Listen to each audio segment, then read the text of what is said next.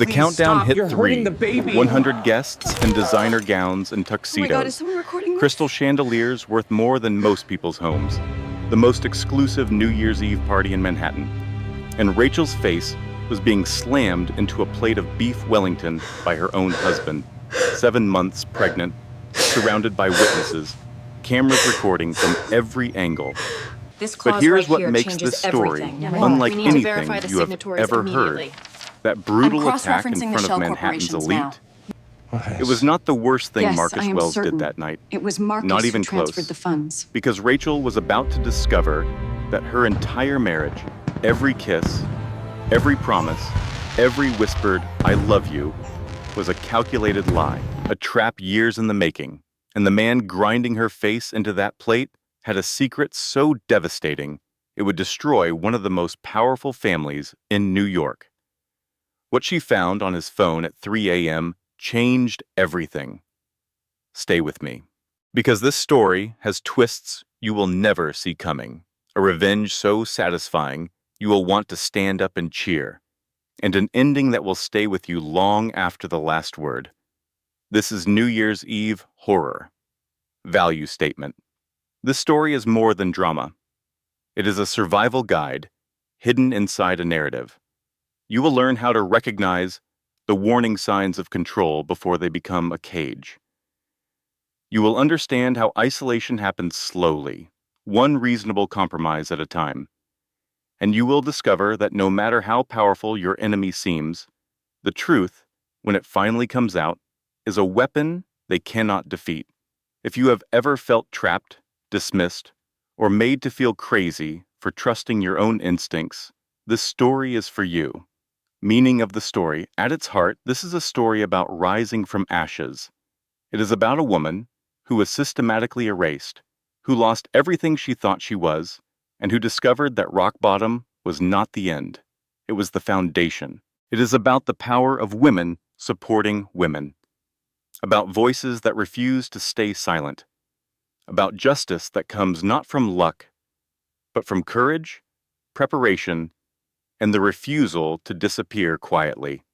And it is a reminder that you are never as alone as an abuser wants you to believe. The countdown hit 3. Rachel's face was slammed into a plate of beef Wellington with such force that the porcelain cracked against the table beneath it. Hot gravy burned her cheek, searing into her skin like liquid fire. Her hands flew instinctively to her pregnant belly, 7 months along, protecting the life growing inside her, even as her own life shattered into pieces.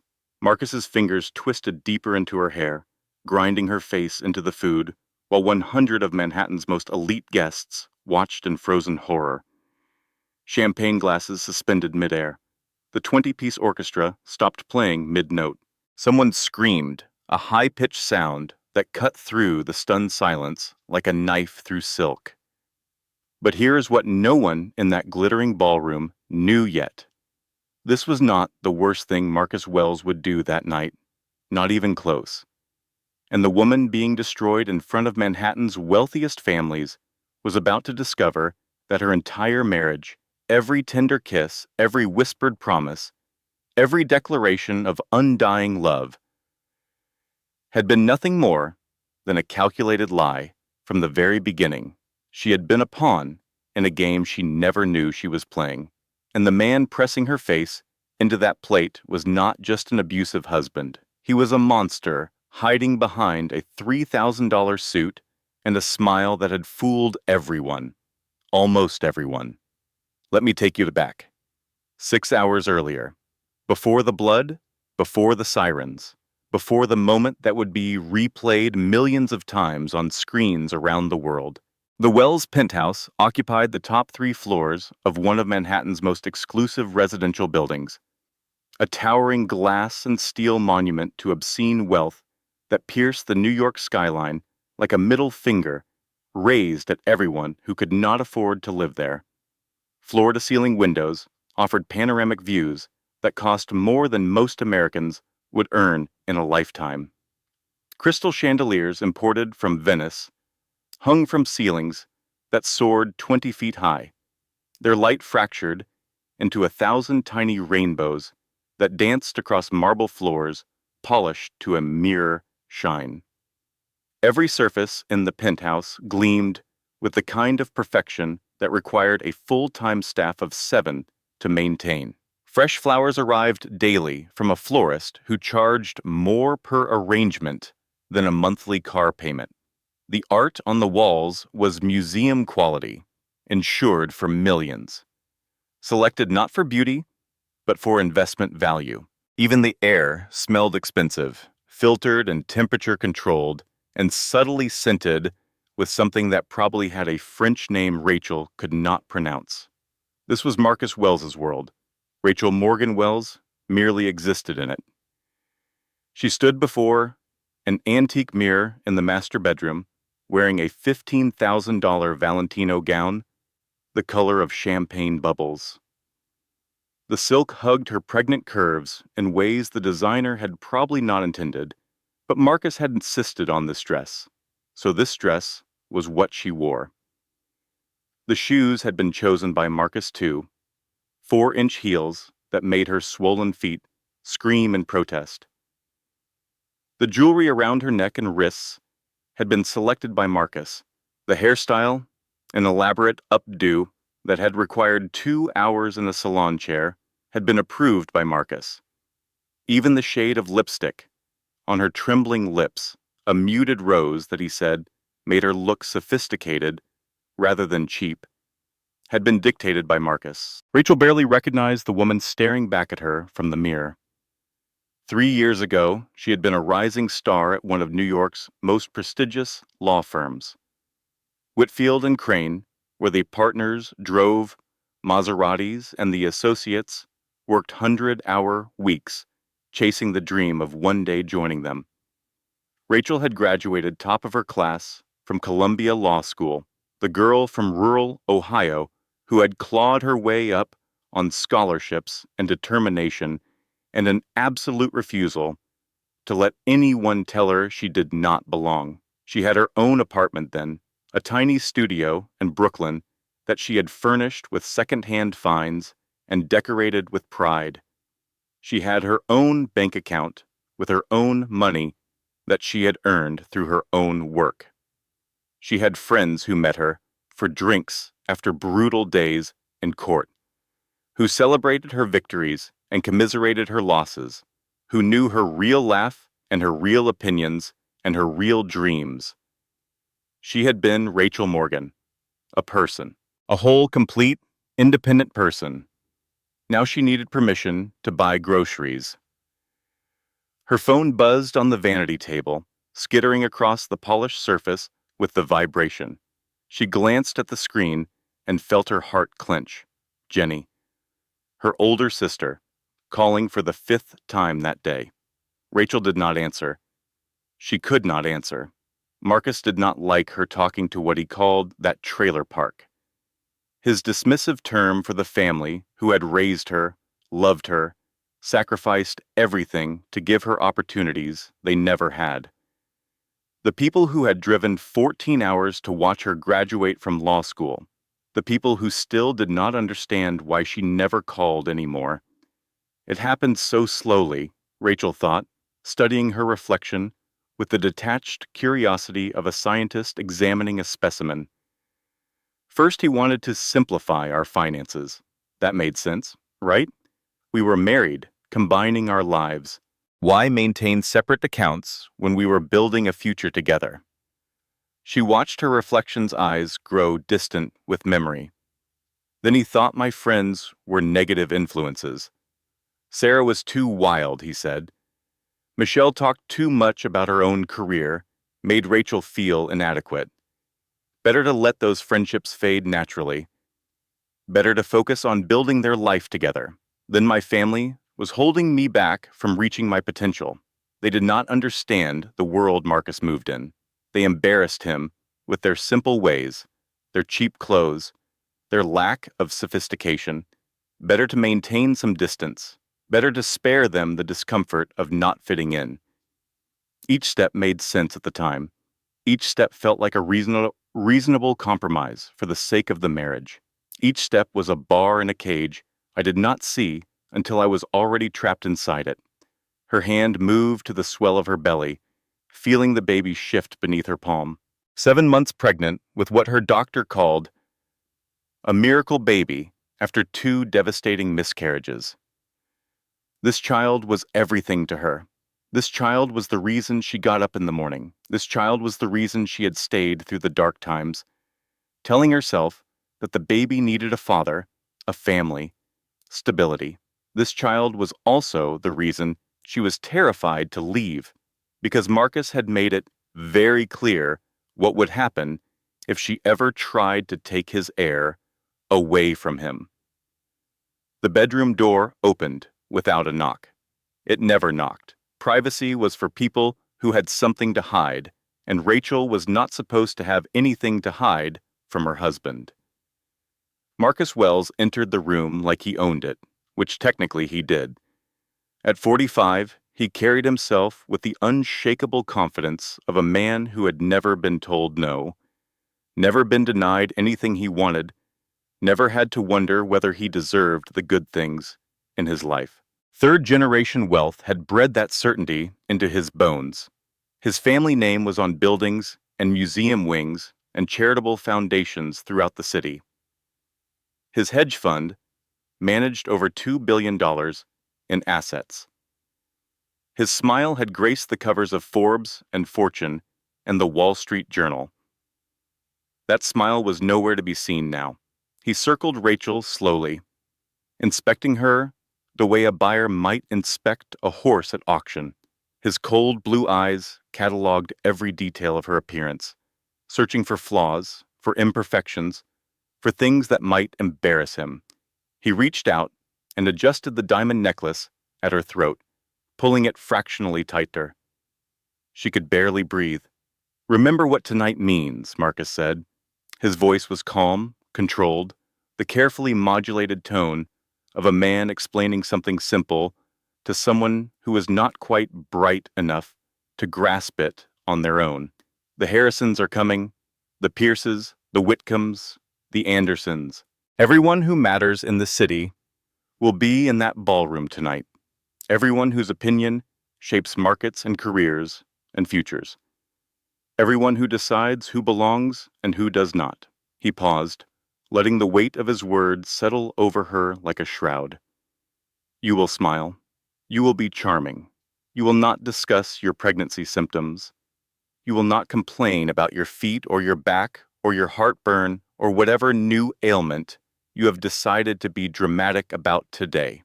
You will not mention your family. You will not bring up politics or religion or anything controversial. You will not speak unless spoken to first.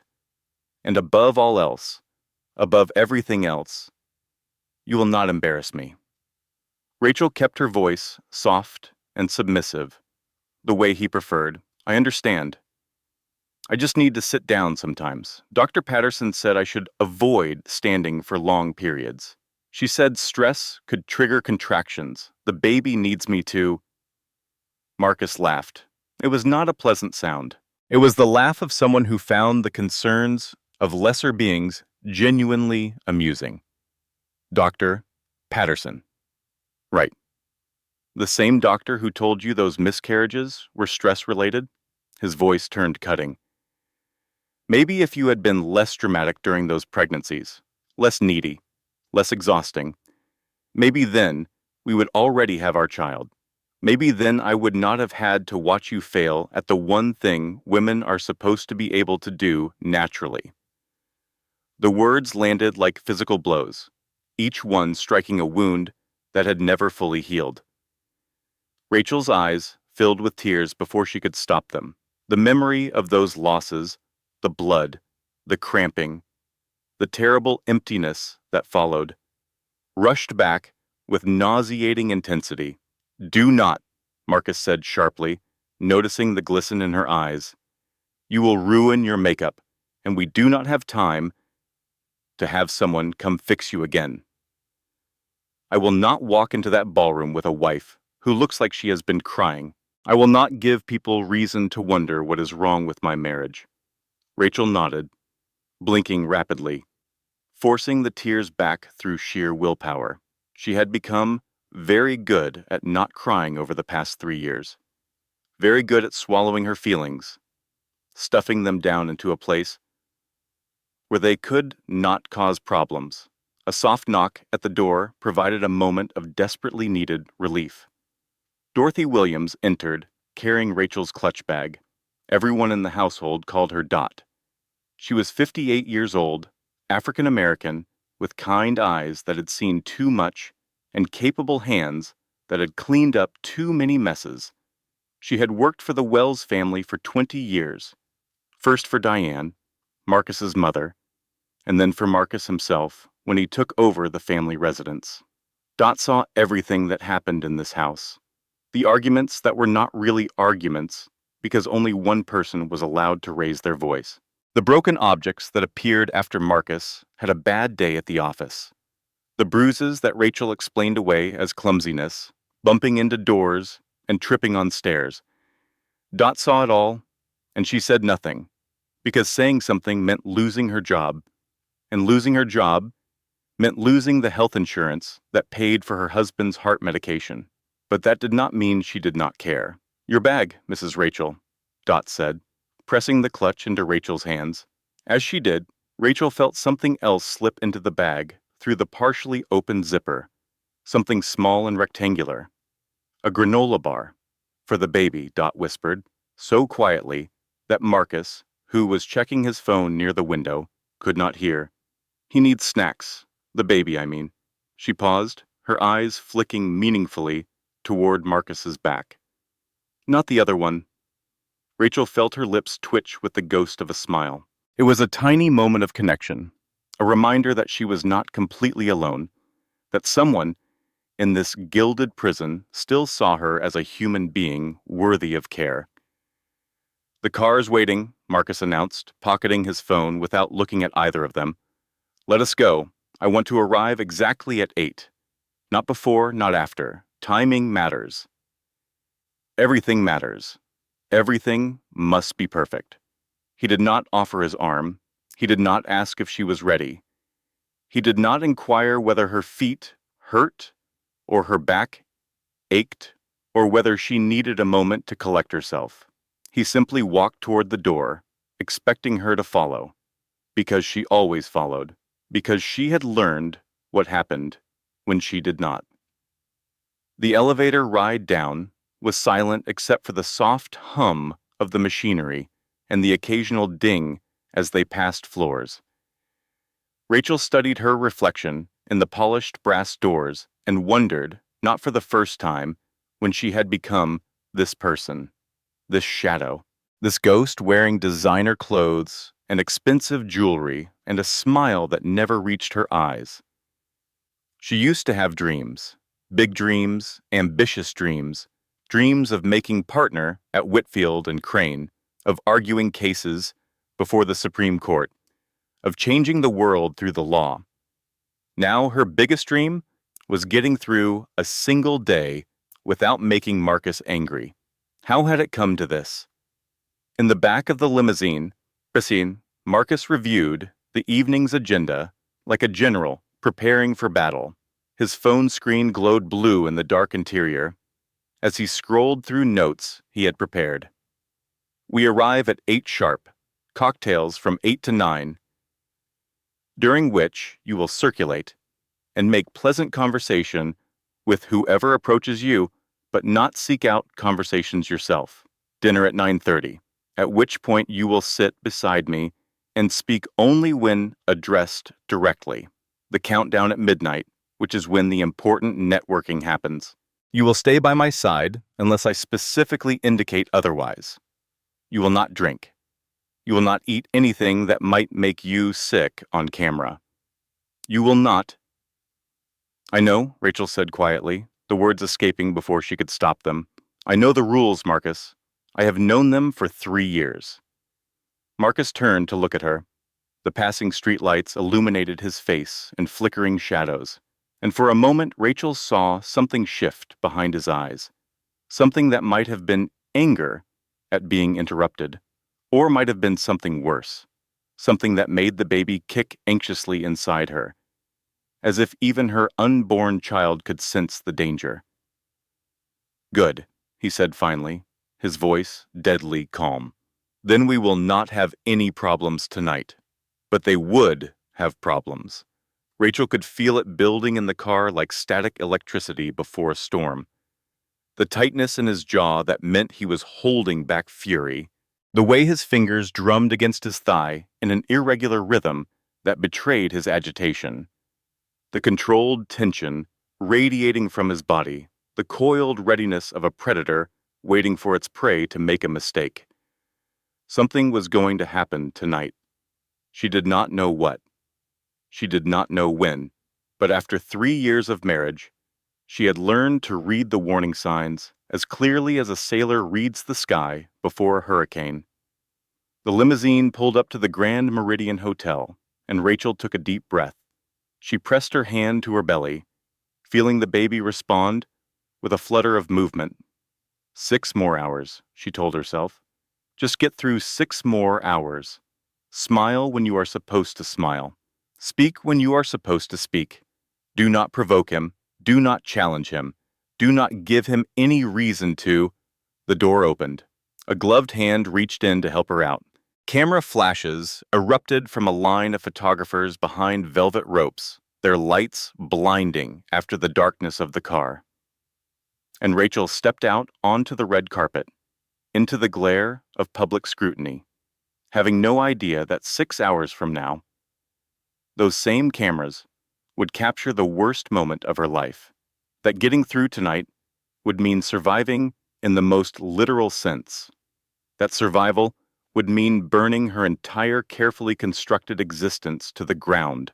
But first, there was a party to attend, a performance to deliver, and a nightmare to endure. The clock was already ticking toward midnight. The Grand Meridian Hotel's ballroom was Manhattan excess distilled into its purest form. Crystal chandeliers the size of compact cars hung from gilded ceilings painted with Renaissance-style murals that had been commissioned specifically for this space. Ice sculptures carved into elegant swans and leaping dolphins guarded every corner, slowly weeping onto silver trays as they melted in the warmth of 1,000 bodies. A 20-piece orchestra played tasteful jazz arrangements on a stage decorated with enough white roses to supply every florist in the city for a month. This was where the truly elite came to celebrate the death of one year and the birth of another. The invitation list read like a who's who of American power and privilege, hedge fund managers and tech billionaires, society matrons and political kingmakers, celebrities whose faces adorned magazine covers, and executives whose decisions shaped the global economy. Tables cost $50,000 each, and money alone could not secure one. You needed the right connections, the right bloodlines, the right last name. The Wells name opened every door. Rachel entered the ballroom on Marcus's arm, performing the role she had been trained to play with the precision of an actress who had rehearsed the same scene 1,000 times. She smiled at appropriate moments, her expression pleasant but not too eager, friendly but not too familiar. She laughed at jokes that were not funny, timing her response to match the others around her. She accepted compliments on her dress, her pregnancy, her glowing appearance, knowing that the glow was merely expensive makeup layered over exhaustion and fear and the constant thrumming anxiety of living under surveillance. "Darling, you look absolutely radiant," a woman whose name Rachel could not remember cooed, air-kissing both her cheeks. "Pregnancy suits you beautifully." "Thank you so much," Rachel replied, her smile fixed in place. "I feel so blessed." The words tasted like ash in her mouth. Their table was front and center, of course. The best position in the room, directly facing the stage, where the countdown would happen at midnight. The best vantage point from which to see and be seen, to cement the Wells family's position at the very apex of Manhattan's social hierarchy. Already seated at the table, was a woman Rachel had learned to dread. Diane Wells, Marcus's mother, ruled her domain with the iron will of a medieval queen and the sharp tongue of a disappointed headmistress.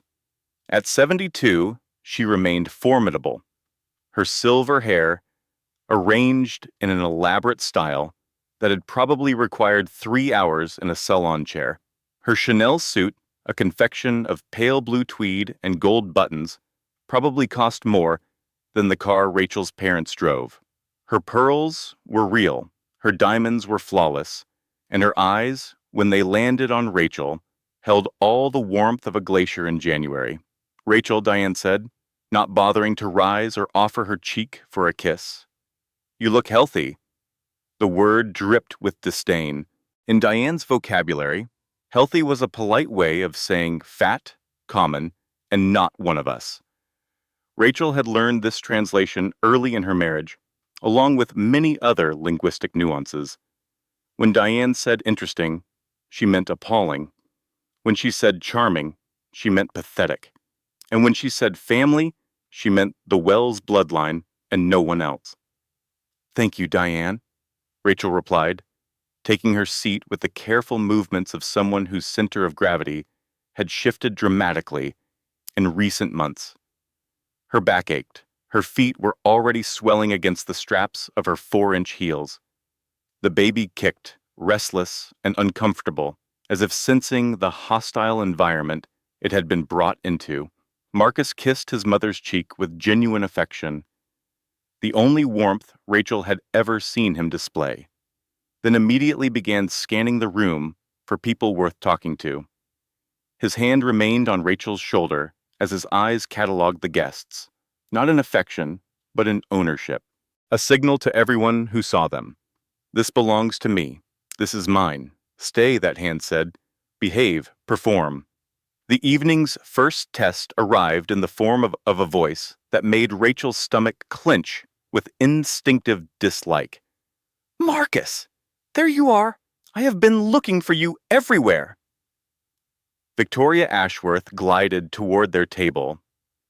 Like a cobra approaching a mouse, all elegant movements and hidden fangs. At 34, Victoria was everything Rachel was not. Tall and willowy where Rachel was average height and currently quite round with pregnancy. Blonde and sleek where Rachel was brunette and struggling to tame hair that did not want to cooperate. Thin in that particular way that spoke of expensive personal trainers and restrictive diets and perhaps some pharmaceutical assistance. Victoria had been Marcus's girlfriend for 2 years before Rachel appeared on the scene. According to society gossip, she had fully expected to become Mrs.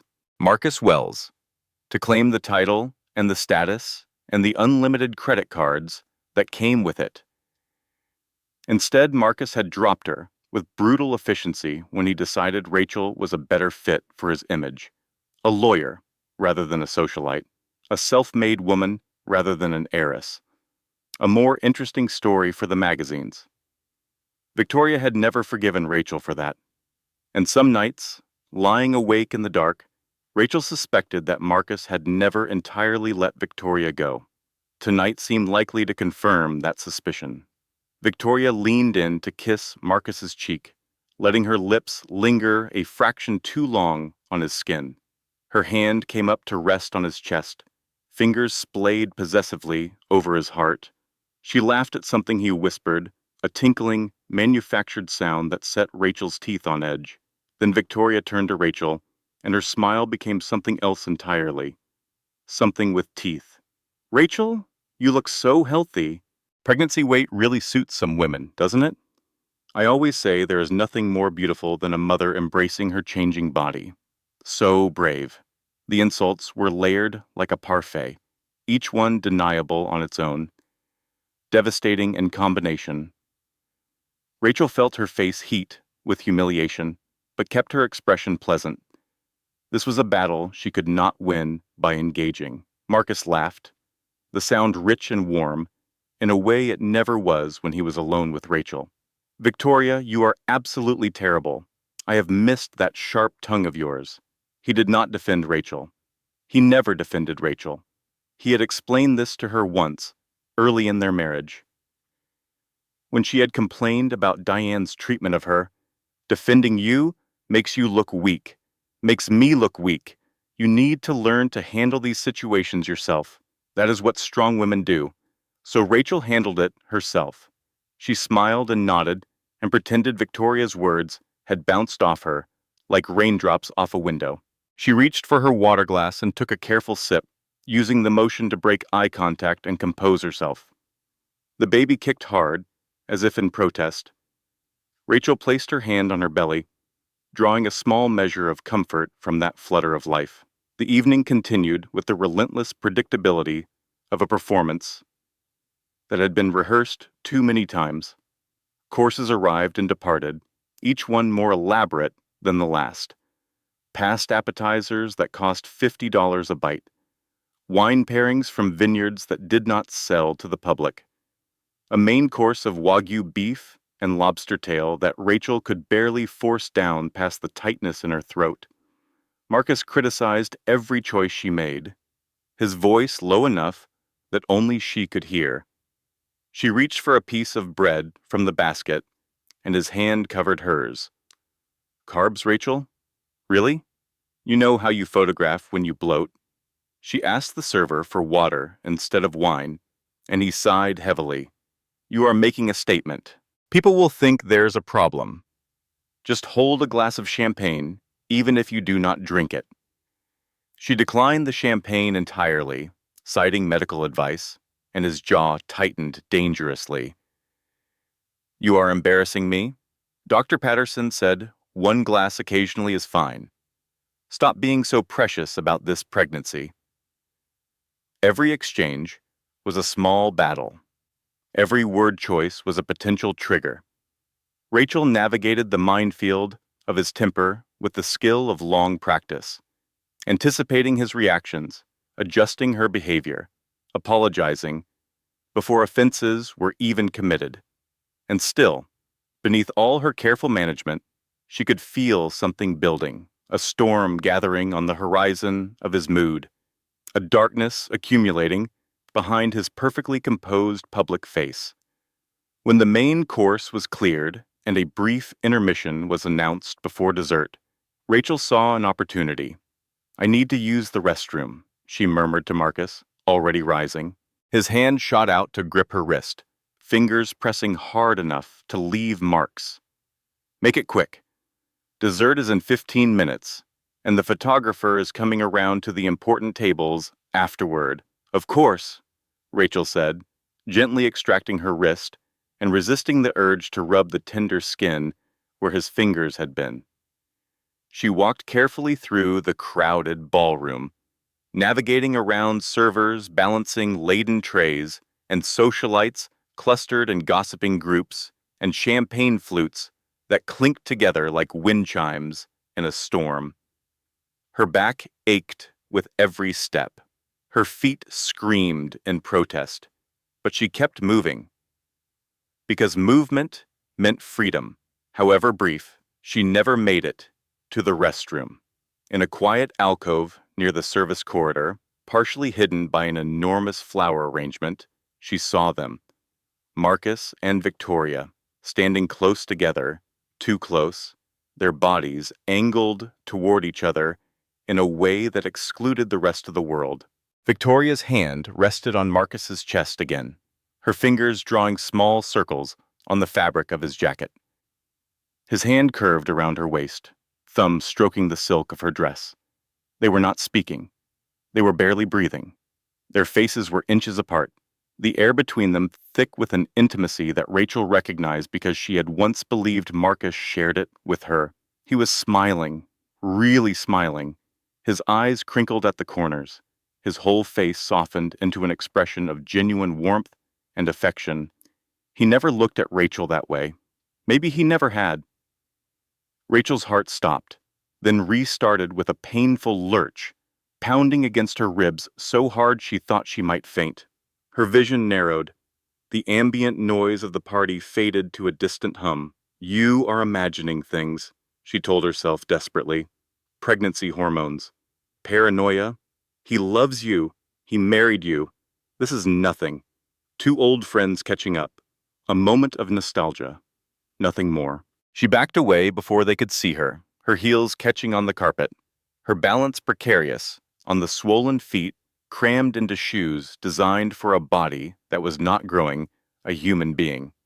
She found a bathroom, not the elegant powder room designated for female guests, but a small service bathroom near the kitchen, and locked herself inside. The face in the mirror looked like a stranger, makeup perfect, hair immaculate, eyes wild with a terror she could not name. "Stop it," she whispered to her reflection. "You are being dramatic. He says you are always being dramatic. Maybe he is right. Maybe you are seeing problems where none exist. Maybe this is all in your head." But deep in her gut, in that primitive part of the brain that recognizes danger before conscious thought can articulate it, she knew what she had seen. She knew what it meant. Ladies, if you are listening to this story and you have ever found yourself explaining away what your own eyes witnessed, I need you to stop. Right now. Stop making excuses. Stop telling yourself you are crazy or paranoid or dramatic. Your gut is screaming at you for a reason. Your instincts are trying to save your life. I should have listened to mine that night. I should have walked out of that ballroom and never looked back. I should have called my sister, called Sandra, called anyone who actually cared about me rather than returning to a table where I was unwelcome, unwanted, and unsafe. But I did not. I fixed my makeup. I took deep breaths until my hands stopped shaking. I practiced my smile in the mirror until it looked almost convincing.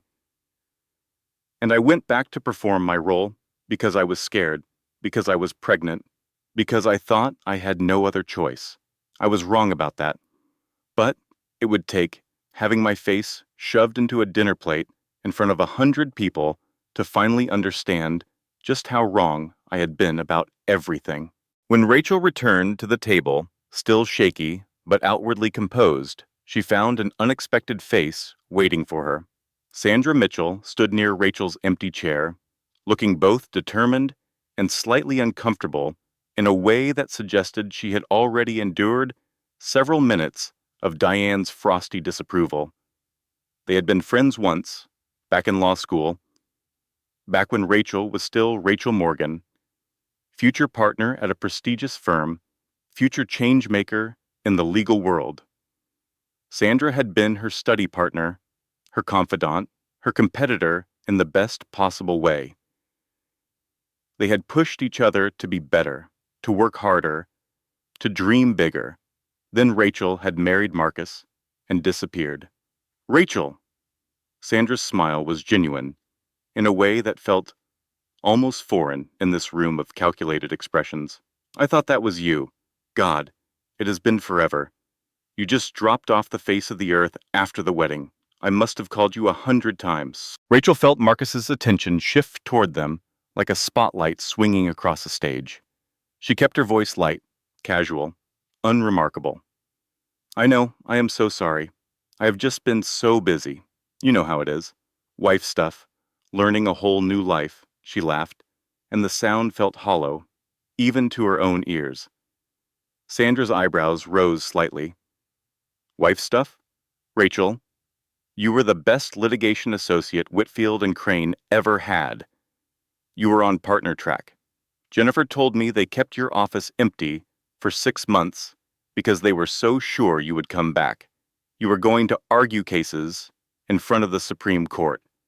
You were going to change the world.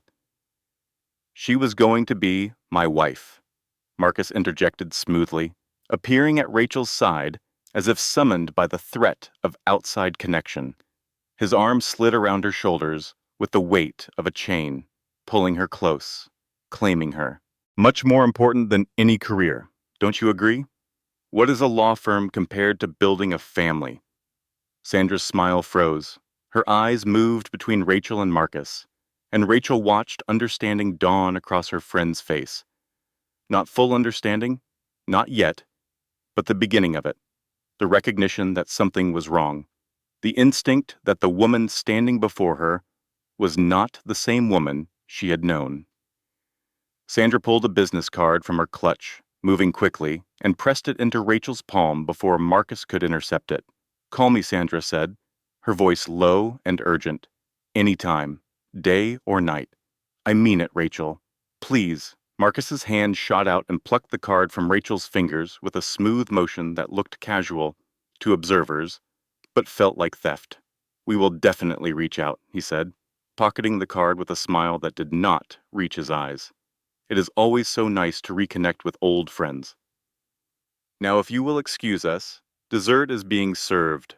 He steered Rachel back toward their table, his grip on her arm firm enough to bruise. Another lifeline cut. Another connection severed. Another bar added to the cage. At the next table, a woman's voice rose above the ambient noise, loud and slightly slurred with champagne. Mrs. Pemberton, a society fixture in her 60s who had buried 3 husbands and divorced a 4th, was holding court with her usual dramatic flair. "Can you believe he wants a prenup for the divorce?"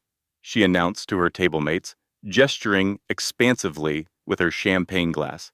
"The absolute audacity of the man, after I let him use my house in the Hamptons for his business meetings with his secretary." Business meetings. As if I did not know exactly what business he was conducting. Her friend, another well-preserved socialite, whose face showed the telltale smoothness of expert cosmetic intervention, patted her arm sympathetically. "Men are trash, Muffy," she agreed. "Always have been, always will be." "Yeah, the business." Pemberton nodded sagely, her champagne sloshing dangerously close to the rim of her glass. "Expensive trash," she amended, "but trash nonetheless. Although I will say this for my 4th husband. At least he had the good taste to cheat with someone attractive. The secretary looks like a Victoria's Secret model.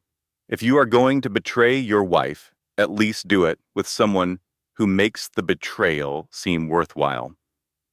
Rachel almost laughed. Almost.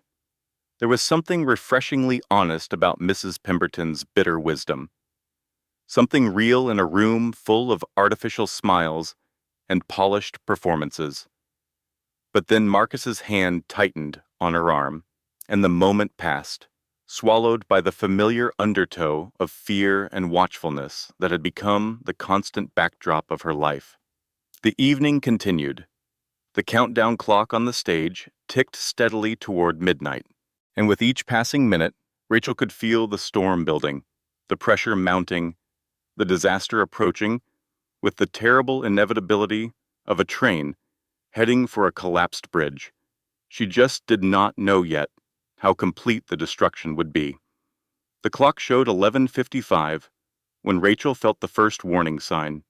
A cramp, low in her belly, sharp enough to make her gasp.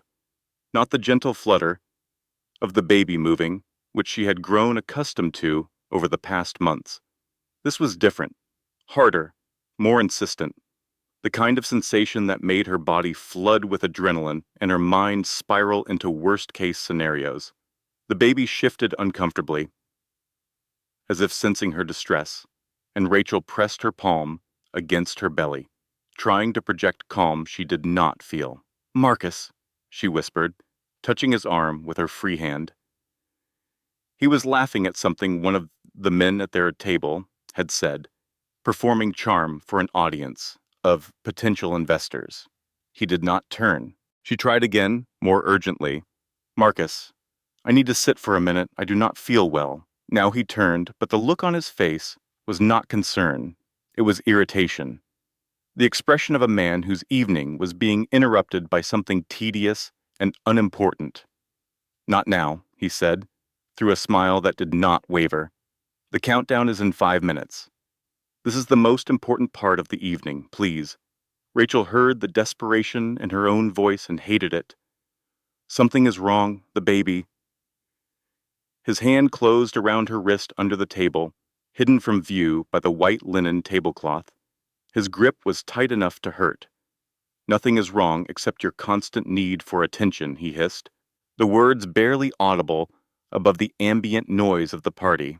Every time we go somewhere important, you find a new way to make it about yourself. Your back hurts. Your feet are swelling. You feel nauseous. You need to sit down. You need to leave early. You need, you need, you need. What about what I need, Rachel? Another cramp hit, stronger than before, and she had to bite her lip to keep from crying out. Stand up, Marcus commanded. The countdown is starting. Everyone will be looking at our table. You will smile, and you will cheer, and you will act like a normal person for once in your goddamn life. She tried to stand. She really did. But her legs felt weak, her vision was swimming, and the pain in her abdomen was growing rather than fading. I cannot, she said. I am dizzy. I need to... For God's sake, Rachel. Marcus's voice rose loud enough for the nearby tables to hear. Heads turned. Conversations paused. The ambient murmur of the party shifted as attention focused on their table. You are not the first woman in history to be pregnant, Marcus continued, his voice dripping with contempt. Women have been having babies since the beginning of time. They did not make it everyone else's problem. They did not ruin important events with their dramatics. They did not... I am sitting down. The words came out of Rachel's mouth before she could stop them. Quiet but firm. The first act of defiance she had committed in longer than she could remember. I do not care what you think about it, she continued, her voice shaking but clear. I do not care who is watching. I do not feel well, and I am going to sit down. The silence that followed was absolute. At their table, Diane's face had frozen into an expression of horrified disbelief. Victoria, who had somehow materialized nearby, watched with the eager attention of a spectator at a blood sport. Even Mrs. Pemberton at the next table had stopped complaining about her ex-husband to stare. And Marcus? Marcus had gone very, very still. Rachel knew that stillness. It preceded his worst moments. It was the calm before the violence, the held breath before the explosion. The countdown began around them, voices throughout the ballroom chanting in unison. 10, 9, 8. Marcus's chair crashed backward as he stood, the sound cutting through the counting like a gunshot. More heads turned. More conversations stopped. The orchestra faltered on their notes. 7, 6. He was moving toward her, and Rachel's body reacted before her mind could catch up, trying to stand, trying to create distance, trying to escape. But the edge of the table pressed against her thighs, and the crowd hemmed her in, and her chair caught on the carpet beneath her swollen feet. She was trapped. 5, 4. His hands came down on the back of her head. She felt his fingers tangle in her carefully arranged hair, gripping tight, pulling hard. Pain flared across her scalp. No, she said. Stop, please. 3. He forced her head down. Her face hit the plate in front of her with a crack of porcelain against wood. Hot food smeared across her cheek, her lips, her eyes. She could not breathe. She could not think. She could only feel the pressure of his hands holding her there, grinding her face into the ruins of her dinner, while his voice hissed in her ear. You will not embarrass me. 2, 1. The room did not cheer. The room did not celebrate. The room erupted into chaos. Time fractured into disconnected pieces. Sounds came from far away, muffled and strange, as if Rachel were underwater, screaming, glass shattering, the wet, gasping sound of her own breath as she choked on food and terror and the complete destruction of everything she had thought she knew. Marcus held her there for what felt like hours, but was probably only seconds. Long enough for shock to register on 100 faces. Long enough for phones to rise like a wave throughout the ballroom, their camera lights blinking red as they recorded her humiliation from every possible angle. long enough for the reality of what was happening to sink into Rachel's mind with the cold, absolute certainty of a nightmare that would not end upon waking. Then his hands released her with a shove that sent her lurching sideways. Her chair tipped. The edge of the table caught her hip, pain shooting through her body as she fought for balance. One hand slammed against the tablecloth, sending silverware clattering to the floor, the other wrapped protectively around her belly, instinct overriding everything else. The baby. Oh, God. The baby. A cramp ripped through her abdomen, worse than anything she had felt before, and Rachel heard herself sob. The sound came from somewhere, deep and primal, the cry of a mother terrified for her child. "My baby," she gasped. "My baby, please. Please help my baby." The words cut through the chaos like a blade through silk. Nearby, a woman burst into tears. A man shouted something about calling for help. Victoria Ashworth stood frozen, her perfect composure cracked for the first time in Rachel's memory, genuine horror written across her beautiful face. Even she, it seemed, had limits. But it was the man at the next table who moved first. Detective James Harrison had been enjoying a rare evening off with his wife, expecting nothing more dramatic than overpriced champagne and a midnight kiss. Instead, he found himself pushing through the stunned crowd, his years of training taking over, his body responding before his conscious mind fully processed what he had witnessed. "Sir, step away from her." His voice carried the calm authority of a man who was used to being obeyed in crisis situations. "Step away now." Marcus turned, and for a moment Rachel saw his public mask slip completely. Beneath it was something she had glimpsed before only in private, in the dark hours after his worst rages. Raw, ugly fury. Contempt so pure, it was almost beautiful in its intensity. The face of a man who genuinely believed he had the absolute right to do whatever he wanted to, whoever he wanted, and who could not comprehend being challenged. "Do you have any idea who I am?" Marcus demanded. "Do you have any idea who you are talking to?" Detective Harrison did not flinch. "I know what you just did, sir. I know that I witnessed it. I know that approximately 100 other people witnessed it. And I know that cameras were recording from every angle in this room. Beyond that, I do not particularly care who you are." Around them, the party had dissolved into controlled chaos. Security guards materialized from the edges of the room, their black suits cutting through the sea of tuxedos and gowns. The hotel manager pushed through the crowd, her face ashen, already calculating the nightmare of damage control this would require. Servers stood frozen, with trays still balanced on their palms, uncertain what to do. The orchestra had stopped playing entirely, and through it all, phones kept recording.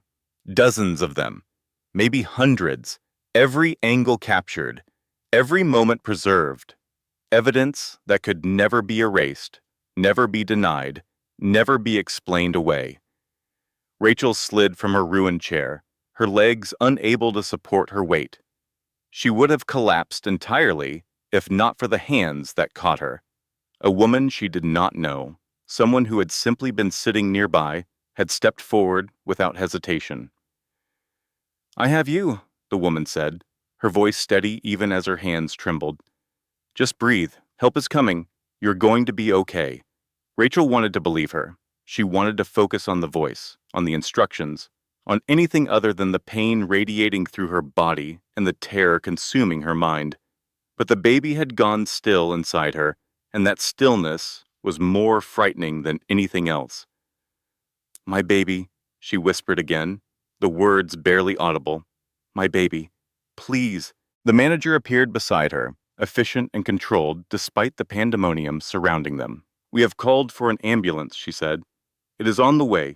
Can you tell me where it hurts?" Rachel pointed to her belly with a shaking hand. "Here, and I feel dizzy. I cannot." She trailed off as another cramp hit, doubling her over, stealing her breath. The woman holding her tightened her grip, keeping her upright through sheer determination. Breathe, the woman urged, slow breaths, in through your nose, out through your mouth. Focus on my voice. You are going to be okay. Your baby is going to be okay. Across the room, Marcus was being restrained by security guards, his protests growing louder and more frantic as the reality of his situation began to penetrate his outrage. This is a private matter, he insisted, a family dispute. She is my wife. She provoked me. She embarrassed me in front of everyone. She made me. A guard cut him off. Sir, I need you to stop talking, now. But Marcus could not stop, would not stop. His carefully constructed public persona was crumbling in real time, and he did not know how to exist without it. Did not know how to be anyone other than the man who always won, who always controlled the narrative, who never faced consequences for anything. She is unstable, he shouted, loud enough for the phones to capture. She has been having episodes. The pregnancy has made her mentally unfit. She probably staged this whole thing for attention. We saw everything, someone shouted from the crowd. A man near the bar, his face flushed with anger. You pushed her face into a plate. A pregnant woman, in front of everyone. Murmurs of agreement rippled outward. The tide was turning, and Marcus finally seemed to realize it. His face went pale. His protests faltered. For perhaps the first time in his entire privileged life, Marcus Wells was not in control. Rachel closed her eyes and focused on breathing. In through her nose, out through her mouth. The baby kicked once, hard, and relief flooded through her so intensely she nearly collapsed. Still there, still moving, still fighting, just like her mother. Paramedics arrived within minutes, their efficient movements cutting through the chaos like a hot knife through butter. They were calm, professional, asking questions in steady voices while they attached monitors and checked vital signs and made notes on tablets. Ma'am, can you tell me your name? Rachel.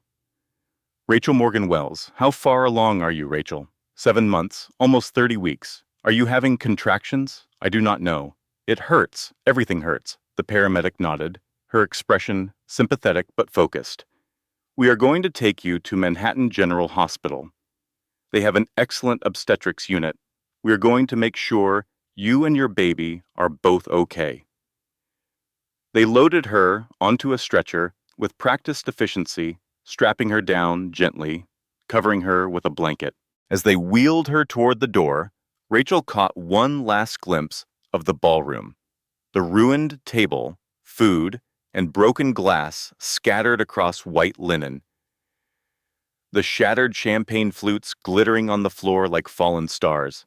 The stunned faces of people who had witnessed her destruction and would never look at her the same way again.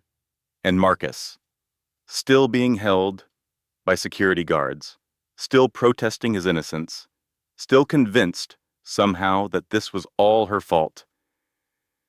His eyes met hers across the room. In them, she saw no remorse, no guilt, no recognition that he had done anything wrong, only fury, only blame, only the promise that this was not over. The ambulance doors closed, and Rachel was alone with the paramedics and the beeping monitors and the terrifying uncertainty of what came next. Outside the window, she could see camera lights flashing, reporters already gathering, the story spreading faster than anyone could possibly control. By the time they reached the hospital, the video would be everywhere. By morning, Rachel's face would be on every news channel and website in the country. By the end of the week, the whole world would know her name. But right now, lying on that stretcher, with machines monitoring her vital signs and her baby's heartbeat, Rachel cared about only one thing: the rhythm on the monitor beside her, steady, strong, proof that her child was still alive, still fighting, still holding on. She placed her hand on her belly and whispered the words like a prayer. "Stay with me, please, just stay with me. I will get us out of this, I promise. Just stay with me." And somewhere in the darkness of her womb, surrounded by chaos and fear and the wreckage of everything Rachel had thought her life would be, the baby kicked in response. Manhattan General Hospital's obstetrics unit existed in a different universe than the one Rachel had just escaped. Soft lighting replaced harsh camera flashes. Quiet voices replaced screaming guests. The steady, reassuring beep of medical monitors replaced the cacophony of chaos. Rachel lay in a hospital bed surrounded by machines that measured heartbeats and oxygen levels and blood pressure and all the biological markers of life continuing despite trauma. She wore a standard-issue hospital gown instead of her $15,000 dress, which had been cut away by paramedics and now lay in ruins somewhere in the emergency room. Her elaborate hairstyle had collapsed into tangles. Her expensive makeup was smeared beyond recognition. She had never felt more like herself. A nurse named Patricia entered the room, a no-nonsense woman in her 50s with kind eyes and capable hands that moved with the efficiency of long experience. She checked the fetal heart monitor and smiled. "Good news, honey. Baby's heartbeat is strong and steady, looking beautiful on the monitor. You are having some stress contractions, which is your body's way of saying it has been through something traumatic, but nothing that is going to send you into early labor. Your blood pressure is elevated, which is completely understandable, given what you have experienced, but we are going to watch that closely." Rachel exhaled for what felt like the first time in hours. "My baby is okay?" "Your baby is doing great." Patricia patted her hand with gentle reassurance. "Right now, I am actually more worried about you than about that little one. When was the last time you ate something? And I mean really ate. Not just pushed food around a plate while some man commented on your carbohydrate intake." Rachel stared at her. "How did you know about—" Patricia's expression softened with an understanding that came from 2 decades of nursing experience. "Honey, I have worked in this unit for 25 years. I have seen a lot of women come through those doors after a lot of different traumas. And I have learned to recognize certain things. The way they flinch when someone moves too quickly. The way they apologize for taking up space or asking for water or needing anything at all. The way they look at food like eating might get them in trouble." She held Rachel's gaze with compassion that felt almost unbearable. "I also learned to recognize the bruises that get explained away as clumsiness. The fear that hides behind practiced smiles. The women who jump when their phones ring because they are terrified of what might be on the other end." Tears spilled down Rachel's cheeks before she could stop them. 3 years of suppressed emotion breaking through like water through a crumbling dam. "I did not realize," she whispered. "I mean, I knew things were not good. I knew something was wrong, but I thought if I just tried harder, if I was better, if I did not provoke him, if I—" "No." Patricia's voice was firm but infinitely gentle. "I need you to hear something, and I need you to really take it in. Whatever happened tonight, and whatever has been happening in the months and years leading up to it, that was not about you being good enough. That was not about you trying hard enough. That was about a man who chose to hurt you because he wanted to hurt you. The only person responsible for that choice is him." A knock at the door interrupted them. Detective James Harrison entered, still in his tuxedo from the party, followed by a woman Rachel did not recognize. She was in her 40s, with sharp eyes and the bearing of someone who had spent years facing down the worst humanity had to offer without flinching. "Mrs. Wells, I am Detective Emily Sanders, Harrison's partner. We would like to take your statement about tonight's events, if you feel up to it." Rachel wiped her eyes and nodded. Patricia handed her a tissue but did not leave, positioning herself nearby as a silent guardian. The interview was thorough, but not unkind. Rachel answered questions about the evening, about the moments leading up to the attack, about the warning signs she had noticed. She found herself being honest in a way she had not been honest with anyone in years, maybe had not been honest with herself. She talked about the control, the isolation, the gradual erosion of everything that had made her who she was. She talked about the rules, the criticism, the way Marcus made her feel like everything was her fault, like she was always failing, like she could never be good enough no matter how hard she tried. When she finished, Detective Sanders closed her notebook and looked at Rachel with something that might have been respect. Mrs. Wells, we have video footage from approximately 40 different phones at that event. We have statements from over a dozen witnesses so far, with more coming in every hour. Based on what we have seen and heard, your husband is being charged with felony assault.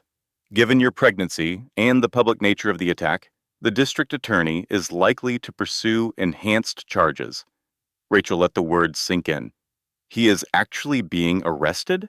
This is really happening? He has already been arrested, Detective Harrison confirmed.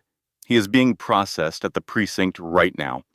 Bail will be set at his arraignment tomorrow morning. But given the publicity and the severity of the charges, the judge will likely set it high.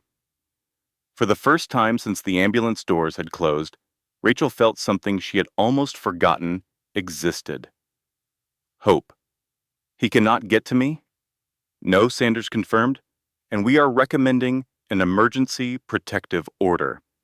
If it is granted, and I expect it will be given the circumstances, he will not be allowed to contact you in any way or come within 500 feet of your location. Rachel closed her eyes. The relief was overwhelming, almost dizzying. It was over. The nightmare she had been living for 3 years, the constant fear and walking on eggshells, and pretending everything was fine while she slowly disappeared. It was finally over, except it was not even close. A few hours later, after the detectives had left and Patricia had finally convinced Rachel to try to get some rest, her phone buzzed with a text message from an unknown number. Check your husband's cloud storage. Password is Victoria2019. You will want to see this before the lawyers do. Signed, a friend. Rachel stared at the message for a long time. Every instinct told her not to look, to let the lawyers handle whatever was there, to focus on healing and her baby and the future that seemed suddenly possible.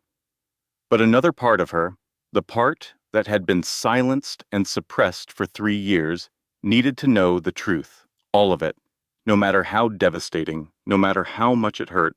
She entered the password. What she found shattered whatever fragments of hope she had just begun to rebuild. Photos first. Marcus and Victoria. Recent ones. Intimate ones. Images that left absolutely no doubt about the nature of their relationship. The affair Rachel had suspected, but never confirmed, documented in explicit detail. More photos. Marcus with another woman. Someone Rachel had never seen before. A brunette with tired eyes and a forced smile, standing in front of a modest house in what looked like a suburban neighborhood. And beside her, a child. A boy, maybe 7 or 8 years old, with Marcus's dark hair and Marcus's jawline and Marcus's distinctive blue eyes. Documents next. A lease for an apartment in Connecticut, paid for by a shell company Rachel had never heard of. Bank statements showing monthly transfers of $20,000 to a woman named Angela. Angela Wells, the same last name, like a wife. Rachel's hands began to shake as she kept scrolling. More files, more secrets, a whole hidden life that had been running parallel to hers for years. And then she found the worst thing, a folder labeled Rachel Contingency Plan. She opened it with trembling fingers.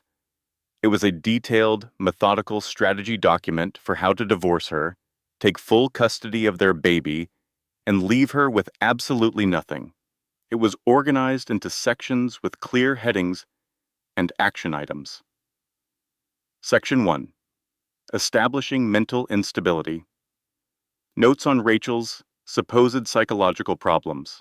Names and contact information for 3 psychiatrists who would testify that she suffered from paranoid delusions, emotional instability, and possibly postpartum psychosis after the baby was born. Instructions for how to create a paper trail of mental health concerns. Section 2. Financial isolation. Steps already completed to ensure Rachel had no access to money of her own. Accounts that had been closed, assets that had been transferred, documentation that had been falsified. Section 3. Custody strategy. A detailed plan for proving Rachel was an unfit mother. Witness statements that would be manufactured, evidence that would be fabricated. Lawyers who specialized in destroying the other parent in custody battles. Section 4. Timeline. Projected dates for each phase of the plan. When to file for divorce, when to petition for emergency custody, when to request a psychiatric evaluation, when to make the final move. The document was thorough, professional, and absolutely devastating in its implications, but the detail that made Rachel's blood run cold, the detail that transformed shock into something much darker, was the date at the top of the file. The document had been created 2 years ago, before she was even pregnant, before she had any idea that her husband was anything other than what he appeared to be. "He planned this from the beginning," Rachel whispered. "All of it. The marriage, the baby, everything. He never loved me. He never even saw me as a person. I was just a part of his plan. A piece on his game board, an incubator for the heir he wanted." Her blood pressure spiked so fast that alarms started screaming on the monitors around her. Nurses rushed into the room. Patricia appeared, barking orders, adjusting medications, demanding that Rachel focus on her breathing. But Rachel could barely hear them, could barely see them. Could only stare at the phone in her hands, at the evidence of her entire life being an elaborate, calculated deception, at the face of the man she had married smiling out from photos with another woman and another child. She had thought the attack at the party was the worst thing that could happen to her. She had been wrong. Rachel woke to find Diane Wells sitting in her hospital room. The older woman was positioned in the visitor's chair like she owned it, like she owned the entire hospital, like she owned the world, and everyone in it was simply failing to acknowledge that obvious fact. Her posture was perfect. Her expression was composed. Her Chanel suit showed not a single wrinkle, despite what must have been a very long night. She looked like she was waiting for afternoon tea at the country club, not confronting the daughter-in-law her son had assaulted in front of 100 witnesses. "Good morning, Rachel," Diane said pleasantly. "I trust you slept well. The accommodations here are not quite what you have become accustomed to, but I suppose they will have to do for now." Rachel's hand moved instinctively toward the call button beside her bed. "Get out," Diane smiled. The expression did not reach her eyes. It never did. "I will make this brief because I have a great deal to manage today, thanks to your little performance last night. My son made a public mistake. That was unfortunate. The optics are not ideal, but these things can be managed. They can be contained. They can be made to go away." She leaned forward slightly. "Here is what is going to happen. You are not going to divorce Marcus. You are not going to press charges. You are going to give a statement to the media expressing your deep love for your husband and your understanding that the incident was a misunderstanding, blown out of proportion by pregnancy hormones and the stress of the evening. You will describe yourself as emotional and overwrought. You will apologize for any confusion your reaction may have caused." Rachel stared at her mother-in-law with something approaching disbelief. Are you completely insane? He attacked me. He shoved my face into a plate of food in front of 100 people. There are videos from dozens of phones. Every news channel in the country is running the footage. Yes, Diane acknowledged calmly. The coverage has been quite extensive. But coverage can be managed, narratives can be shifted, public opinion can be purchased, if one knows where to shop. She smoothed an invisible wrinkle from her skirt. Videos can be edited to change context. Witnesses can be persuaded to reconsider what they think they saw. Experts can be hired to explain that what appeared to be assault was actually a concerned husband trying to help his fainting wife. And your mental health history, I do not have a mental health history. You do now. Diane's smile widened. 3 different psychiatrists have already submitted reports to the appropriate authorities documenting your erratic behavior and paranoid episodes over the past 2 years. The reports are quite detailed, quite convincing. They paint a picture of a woman struggling with serious psychological issues that have been exacerbated by the hormonal changes of pregnancy. Rachel felt ice spreading through her veins. Those reports are fabricated. I never saw those doctors. Can you prove that? Diane asked. Can you prove you were never in their offices? Can you prove the signatures are forged? Do you have any documentation at all that contradicts the professional opinions of 3 licensed medical practitioners? The contingency plan, the documents, Rachel had found on Marcus's cloud storage. It was all real. All of it had been set in motion long before tonight. What do you want? Rachel whispered. I told you what I want. Sign the papers agreeing to reconciliation. Keep your mouth shut. Support your husband through this difficult time. And when the baby is born, we will reassess the situation. Diane paused, savoring the moment. You might even be allowed visitation rights. Supervised, of course. We cannot have an unstable mother spending unsupervised time with our grandchild. Visitation. Supervised visitation. To her own baby. You are trying to take my child. We are trying to protect our grandchild from an unfit mother, Diane corrected. Family courts look very favorably on stable, wealthy households with extensive resources and strong support systems. They look much less favorably on single mothers with no income, no job history for the past 3 years, no family connections that anyone would consider appropriate, and documented mental health issues. She stood, smoothing her skirt again. Face it, Rachel. You were never really part of this family. You were always just a vessel, an incubator for the well's heir. And now that the heir is almost here, your usefulness is coming to an end. The only question is whether you make this easy on yourself or hard. Rachel stared at the woman who had despised her from the moment they met. The woman who had spent 3 years undermining her, criticizing her, making her feel small and worthless and unwelcome in her own home. The woman who was now threatening to take her baby. Get out, Rachel said. Her voice was stronger than she expected. Get out of this room. Get out of this hospital. And tell your son that if he thinks he can take my child from me, he is about to learn what happens when he picks a fight with someone who has nothing left to lose. Diane's smile flickered, just for a moment. Then it returned, colder than before. You are making a mistake, Rachel. A very expensive, very painful mistake. But I suppose some people have to learn the hard way. She walked out without looking back. Rachel reached for her phone with trembling hands and called the only person she could think of. Sandra Mitchell answered on the second ring. Rachel? Oh my God, I saw the news. Are you okay?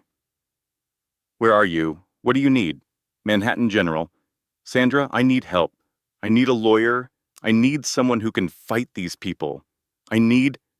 Her voice broke. The tears came then, unstoppable, the dam finally crumbling completely under the weight of everything that had happened and everything that was still to come. "I am coming," Sandra said. "Right now. Do not talk to anyone else. Do not sign anything. Do not let anyone else into your room. I will be there in 30 minutes, and I am bringing reinforcements." True to her word, Sandra arrived with backup. Catherine Hayes was 58 years old, silver-haired and steel-eyed, with a reputation as the most feared divorce attorney in New York State. She had ended marriages worth billions of dollars. She had destroyed men who thought their wealth and power made them untouchable. She had a wall full of awards and a client list that read like a who's who of women who had been underestimated by their husbands. She looked at Rachel with the assessing gaze of a surgeon evaluating a patient before a complex operation. "I do not normally take cases pro bono," Catherine said, settling into the chair Diane had recently vacated. "But I watched that video this morning, all of it. Then I made some calls about Marcus Wells, and I decided that this is the case I want on my tombstone. Here lies Catherine Hayes. She buried Marcus Wells." Rachel almost laughed. "Almost. What did your calls tell you? That your husband is not nearly as smart as he thinks he is. That he has made enemies in places he does not even know about. And that you are not the first woman he has done this to. You are just the first one he was stupid enough to do it in public." Catherine opened a leather portfolio and began removing documents. "Let me tell you what I have already learned. Your husband has been systematically isolating you for 3 years. He controls your finances, your social connections, your access to your own family.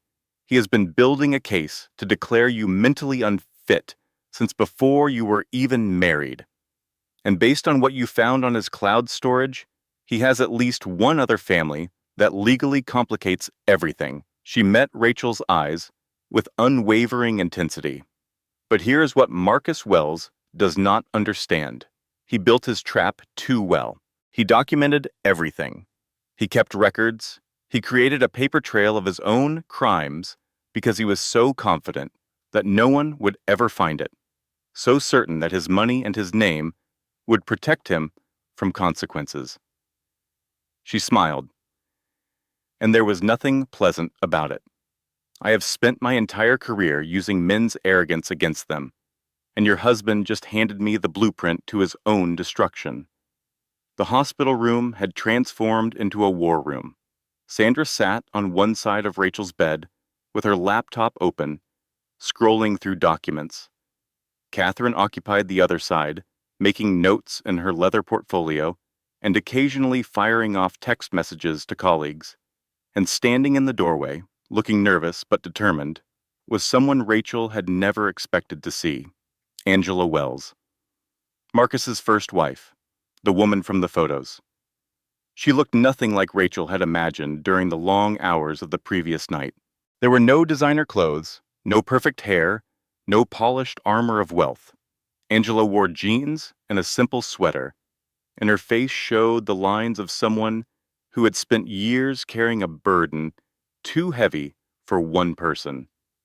"I saw the video," Angela said quietly. "We probably all did. The whole country saw it. And I watched you, and I thought, that was me. 8 years ago. Different party, different city, different circumstances, but the same man, the same violence, the same moment when everything changes." Rachel struggled to sit up straighter. "You were married to Marcus?" "Still am, technically." Angela's laugh was bitter and tired. "He never actually divorced me. Just set me up in a house in Connecticut with a monthly payment and a non-disclosure agreement thick enough to choke on. Told me if I ever talked to anyone about our marriage, if I ever revealed that he was still legally married when he married you, I would lose everything: my home, my income, my custody of our son." "Your son?" Rachel repeated. "The boy in the photographs."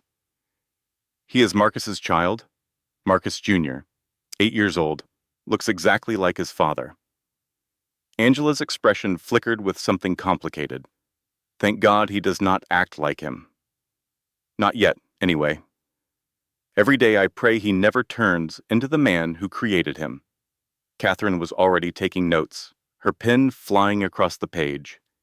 Mrs. Wells, if what you are saying is accurate, Marcus committed bigamy when he married Rachel.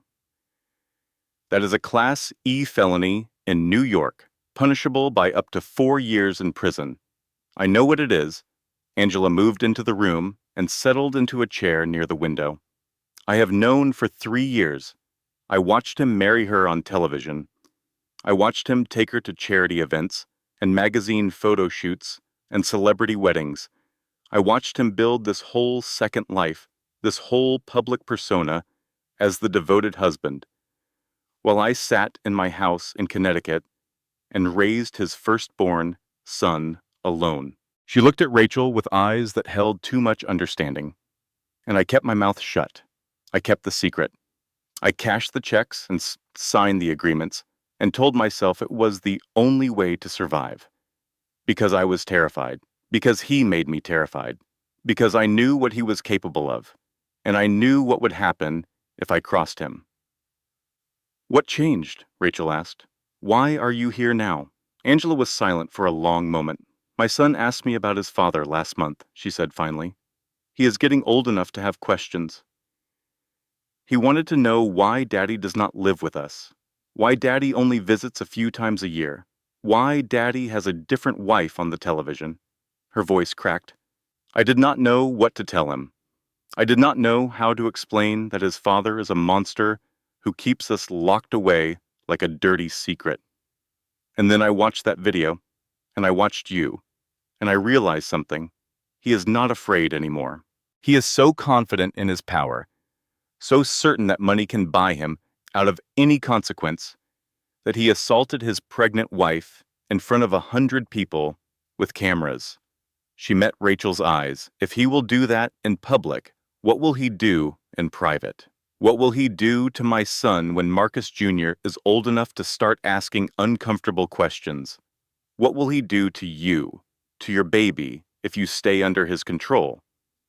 Angela reached into her bag and pulled out her phone.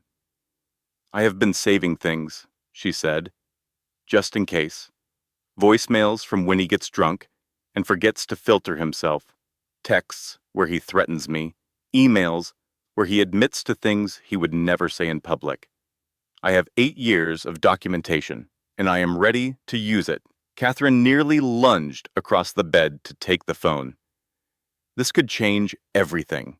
If we can establish a pattern of behavior. Another knock at the door interrupted them. Dorothy Williams stood in the hallway, still wearing her coat, as if she had rushed directly to the hospital without stopping to change. Mrs. Rachel. I heard what happened on the news. I came as soon as I could figure out which hospital they brought you to. Dot. Rachel felt tears prick her eyes again at the sight of a friendly face. They fired you, didn't they? Because of the granola bar? This morning, 6 o'clock, Mrs. Diane called me into the study and dismissed me. 20 years of service, and I got 2 weeks severance and a warning that if I talked to anyone about what I have seen in that house, I would face legal action. Dot moved into the room and took Rachel's hand. But here's the thing about working for a family for 2 decades. You learn a lot about how they operate. You learn where they hide the things they do not want anyone to find. You learn how to make copies of documents that were supposed to be destroyed. You learn how to record conversations when people think they are alone.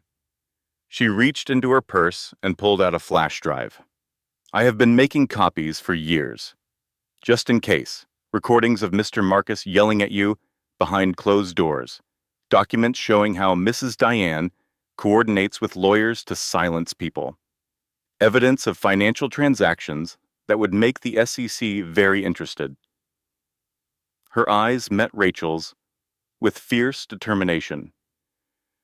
I should have said something sooner. I should have found a way to warn you before you married him. But I was scared. I needed that job. I needed the health insurance for Henry's heart condition. I told myself staying quiet was the only way to survive. She squeezed Rachel's hand, but watching that video last night, seeing what he did to you in front of all those people, I realized something. Silence is not survival. Silence is just slow death, and I am done being silent. The team spent the next several hours going through everything. Angela's voicemails and text messages, Dot's recordings and the documents, the files Rachel had found on Marcus's cloud storage. Piece by damning piece, a picture emerged of a family that had been manipulating and exploiting and destroying people for generations. The fake psychiatric evaluations were just the beginning. 3 different doctors had been paid substantial sums to provide detailed reports on patients they had never actually met. It was medical fraud on a massive scale. And Rachel was far from the only victim. Marcus's hedge fund had been manipulating its books for years, hiding losses from investors, while the Wells family siphoned off millions through a complex network of shell companies. The Securities and Exchange Commission would be extremely interested in what they found. And Diane. Diane was the architect behind all of it. Email showed her coordinating the cover-up of Angela's existence. Instructions to lawyers on how to hide assets and destroy evidence. Approval of payments to silence anyone who might threaten the family's image. This is extraordinary, Sandra said, her voice hushed with something approaching awe. This is enough to destroy them completely. Not just Marcus, the entire family, their businesses, their reputation, everything. Not yet, Catherine cautioned. We need to be strategic about how we use this information. If we move too fast, they will claim we fabricated everything. They will bring in experts to challenge the authenticity of the recordings. They will muddy the waters until no one knows what is true. She closed her portfolio with a decisive snap. We let them commit to their narrative first. We let them dig themselves in deep with their lies about Rachel's mental health and the innocent misunderstanding at the party. And then, when they think they have won, we drop the truth on them like a bomb they cannot outrun. Rachel looked around the room at the women who had come together to help her. A friend she had lost touch with, an attorney she had never met before today, a housekeeper who had risked her livelihood, and the woman her husband had married first and abandoned. Why? Rachel asked. Why are you all doing this? What do you get out of it? Angela answered first. Because I spent 8 years being afraid. 8 years letting Marcus control my life, even from a distance. 8 years telling myself that silence was the only option. And I am done. I want my son to grow up knowing that his mother fought back, that she did not just accept what was done to her. Dot nodded. Because I watched that family destroy people for 20 years, and I did nothing. I kept their secrets. I cleaned up their messes. I told myself it was not my business. But it was my business. It is everyone's business. And I do not want to spend the rest of my life knowing I could have stopped them and did not. Sandra squeezed Rachel's hand. Because you were my friend. You are my friend. And friends do not let friends fight monsters alone. Catherine smiled, and there was a predatory gleam in her eyes.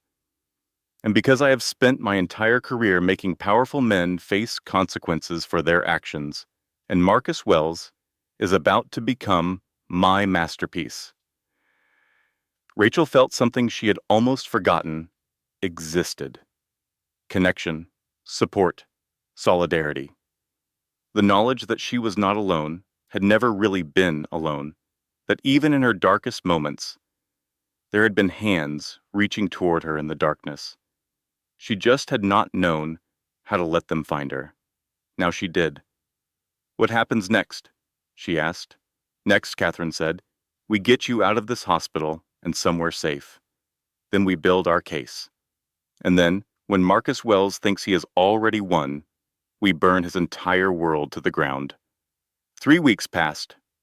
In that time, the narrative around New Year's Eve shifted in ways that made Rachel physically ill to witness. Marcus had hired the most expensive crisis management firm in the country, and they had done their job with ruthless efficiency. The story was no longer about a powerful man who attacked his pregnant wife in front of witnesses. It had been transformed into something more palatable for public consumption. Anonymous sources leaked Rachel's college disciplinary record to tabloid websites. A fight during her freshman year at Columbia, the result of defending a friend from harassment, was reframed as evidence of a violent temperament. A restraining order filed against her by an ex-boyfriend appeared in multiple stories, without the context that the ex had been stalking her and had filed the order as retaliation when she reported him to the police. Marcus gave carefully staged interviews, looking somber and sympathetic. He talked about his deep concern for Rachel's mental health. He talked about how pregnancy had changed her personality. He talked about how he had just wanted to help her, to support her, to get her the treatment she needed. "I love my wife," he told one interviewer, his eyes glistening with what appeared to be tears. "I have always loved her. What happened on New Year's Eve was a medical emergency, not an attack. Rachel was having an episode, a breakdown triggered by stress and hormones.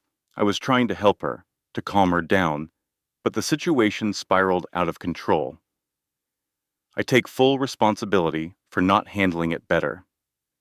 But the idea that I would ever deliberately hurt my wife, my child, I cannot even process accusations like that. The comment sections were brutal." "What did she do to provoke him?" people asked. "There is always two sides to the story," they assured each other. "Gold digger got what she deserved," some declared.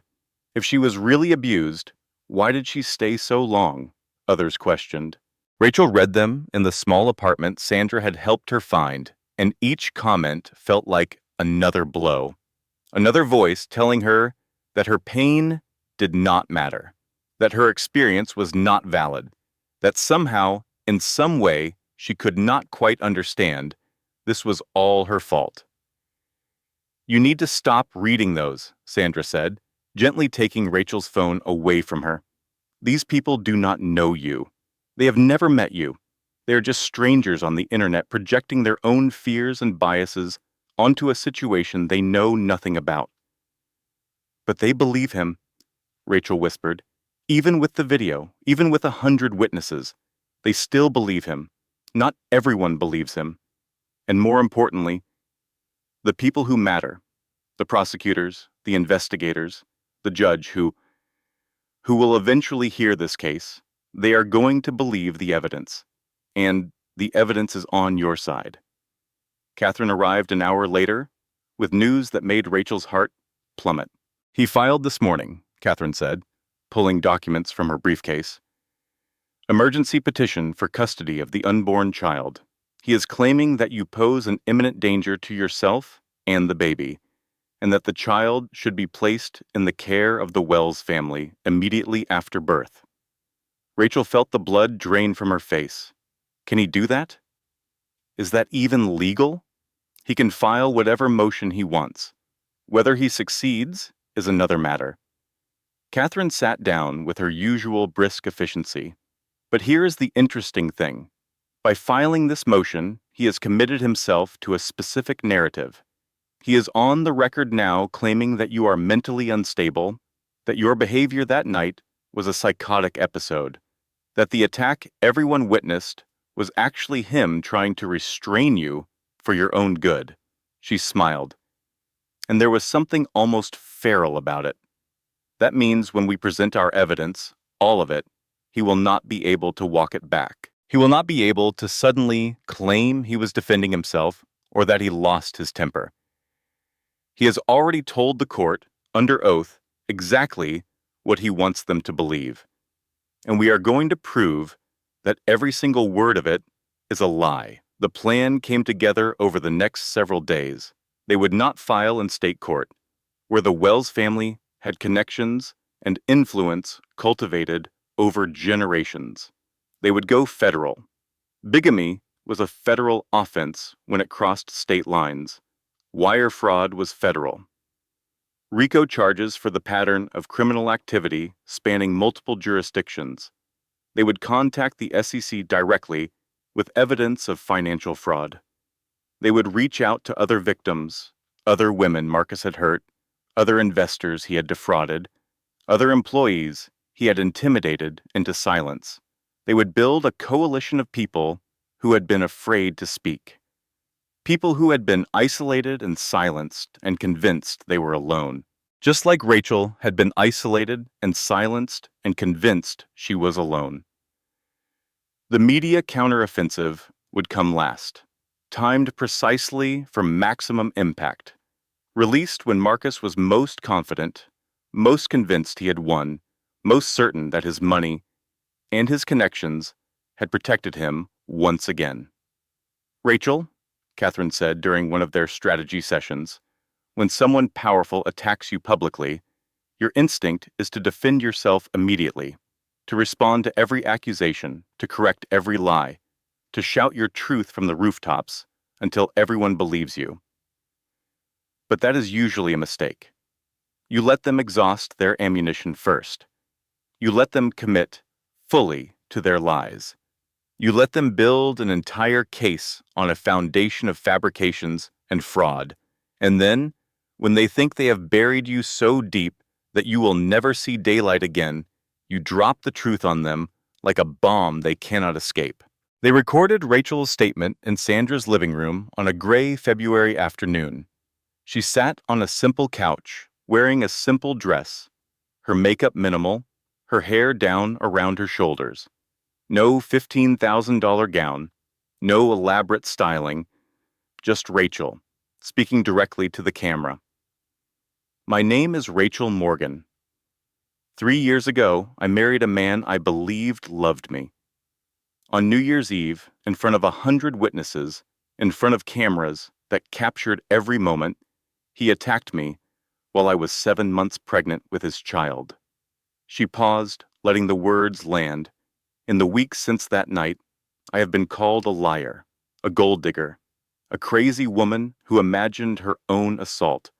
I have watched my husband give interviews where he painted himself as the victim and me as the villain. I have read comments from strangers telling me I deserved what happened to me. Her voice strengthened. I have been silent, but not anymore. The truth is coming. All of it. Marcus Wells is not just a man who beat his pregnant wife in public. He is a bigamist who is still legally married to another woman. He is a fraud who has been stealing from his investors for years. He is part of a family that has paid doctors to write fraudulent psychiatric evaluations and paid lawyers to destroy anyone who threatened their power. She looked directly at the camera with eyes that held no fear. I have the evidence. I have the witnesses. I have the other women he has hurt, and they are ready to tell their stories. So here's my message to Marcus Wells and everyone who has protected him. You thought you could erase me. You thought you could make me disappear. You were wrong. The truth is coming, and it cannot be bought or bullied or silenced. She did not release it. Not yet. They waited for Marcus to dig his hole deeper, and he did. Because men like Marcus always did. They could not help themselves. Their arrogance was both their greatest weapon and their fatal flaw. The collapse came on a Tuesday morning, exactly 5 weeks after New Year's Eve.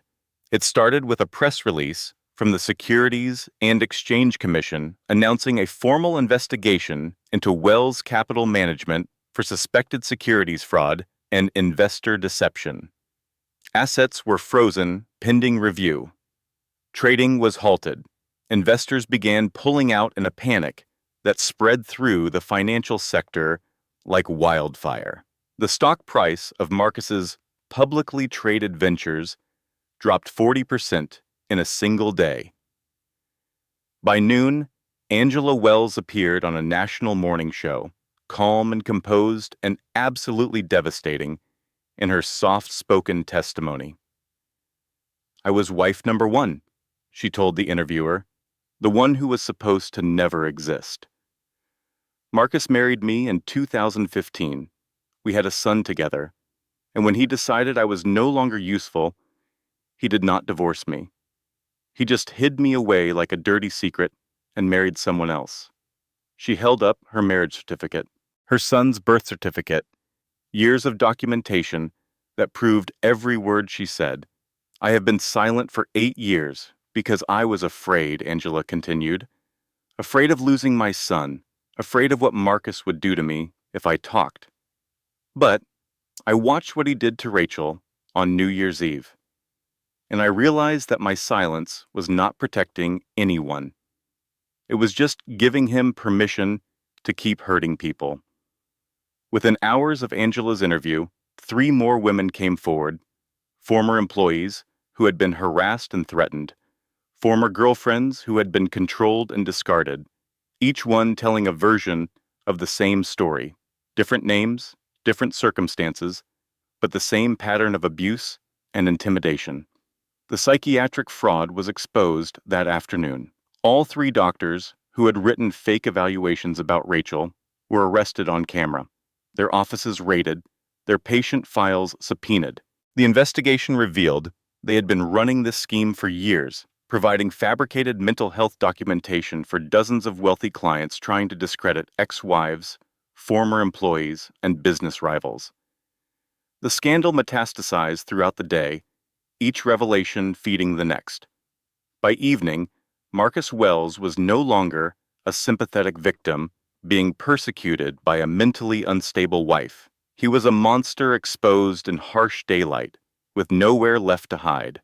Rachel's video dropped at exactly 8 p.m. Eastern Time. Within an hour, it had 1 million views. By morning, it would have 10 million. The comments changed. The narrative shifted. The tide turned, and this time it would not turn back. The trial began 3 months later, after Rachel had given birth to a healthy baby girl she named Hope. The courtroom was packed every day, media in the gallery, cameras at the ready, spectators crammed into every available seat. Outside, protesters held signs demanding justice. Inside, the air hummed with the electric anticipation of a story reaching its climax. Rachel sat at the witness table on the day she testified, finally recovered from childbirth, her daughter safe with Sandra and a team of security guards. She wore a simple navy dress. Her hair was pulled back from her face. Her expression was calm. Marcus sat at the defendant's table, looking diminished in ways that had nothing to do with his physical size. His expensive suit still fit perfectly, but he wore it differently now. His shoulders slumped. His jaw was slack instead of clenched. His eyes, when they met Rachel's, showed something she had never seen in them before. Fear. Real fear. The terror of a man who had finally realized he was not untouchable after all. The charges were read: felony assault, bigamy, wire fraud, securities violations, conspiracy to commit medical fraud, obstruction of justice. The list went on and on, each count another nail in the coffin of his carefully constructed life. The evidence was presented methodically, piece by damning piece. The videos from the gala showing every angle of the attack, Angela's testimony about their never-dissolved marriage, Dot's recordings of conversations where Diane Wells instructed lawyers on how to destroy Rachel's credibility, financial documents proving years of investor fraud, psychiatric records showing payments to doctors for evaluations they never conducted. When Rachel took the stand, she did not cry. She did not waver. She answered every question with clear, specific details that left no room for doubt or interpretation. Marcus's defense attorney tried to rattle her, tried to paint her as a gold digger, tried to suggest she had fabricated evidence, tried to imply that she had somehow provoked her own assault. Is it not true, Mrs. Wells, that you attacked my client first on the night in question? No. You have a documented history of violence, do you not? I have a documented history of surviving, Rachel replied calmly. There is a difference. You stand to gain millions of dollars from these proceedings. Is that not your true motivation? Rachel almost smiled. Sir, your client is facing felony convictions that will strip him of nearly everything he owns. His assets are frozen. His company is under investigation. His reputation is destroyed beyond repair. What exactly do you think I am going to gain from this besides justice? The courtroom laughed. Marcus did not. The verdict came on a Thursday afternoon. The jury had deliberated for less than 4 hours. Guilty. On all counts. The judge's voice was steady as she pronounced sentence. Mr. Wells, you used your wealth and privilege as weapons against women who trusted you. You corrupted the legal system. You committed fraud against investors who believed in you. And on New Year's Eve, in front of 100 witnesses, you showed the world exactly who you are. She paused, letting the weight of her words fill the courtroom. The sentence is 15 years in federal prison. The courtroom erupted. Cameras flashed. Reporters shouted questions. Rachel sat very still, watching as federal marshals moved to take Marcus into custody. He looked back at her as they led him away. For a moment, she thought he might apologize, might show some shred of genuine remorse for everything he had done. Instead, his face twisted into something ugly. Something that reminded her of every dark moment they had shared, every cruel word, every moment of fear. This is not over, he said, loud enough for the cameras to capture. You will never be free of me. Never. Rachel met his eyes. She did not flinch, did not look away. I already am, she said, and she meant it. 1 year later, Rachel stood at a podium in a hotel ballroom, looking out at 500 faces. Not a New Year's Eve gala this time, not a room full of people calculating her worth based on her husband's net worth. This was a conference called Rising from Ashes for survivors of domestic violence, people who had escaped terrible situations and were struggling to rebuild their lives. Rachel had been asked to give the keynote address. The invitation had terrified her more than anything Marcus had ever done.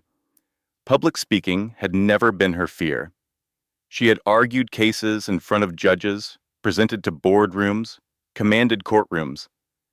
But this was different. This was personal. This was standing in front of hundreds of people and admitting that she had been weak, that she had been fooled, that she had spent 3 years of her life being systematically destroyed by someone who claimed to love her. Then she remembered something Dot had told her, back in those dark days at the hospital. Fear is not the enemy. Silence is. Rachel took a breath and began. I was asked to share my story tonight and to offer whatever wisdom I have gained from surviving the worst years of my life. The truth is, I am still figuring it out. I am still healing. I am still learning how to be a person again after spending so long being a possession. She looked out at the audience, saw faces that held so many different stories, so much pain, so much courage. But here's what I know now. What I wish someone had told me before I lost myself. Your instincts are not crazy. Your feelings are not overreactions. Your experiences are not exaggerations. If something feels wrong, it is wrong. If someone makes you feel small, unsafe, invisible, diminished, that is not love. That is a trap. And you do not have to wait until you have hit rock bottom to start climbing out. She paused, gathering her thoughts. I waited too long. I made excuses. I told myself that if I was just better, just quieter, just more perfect, he would love me the way he pretended to at the beginning. I believed that the problem was me, that I was too sensitive, too demanding, too much or too little, take your pick. But the problem was never me.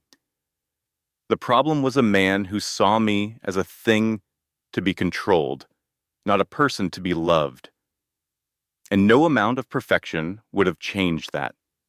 No amount of trying harder would have made him treat me like a human being.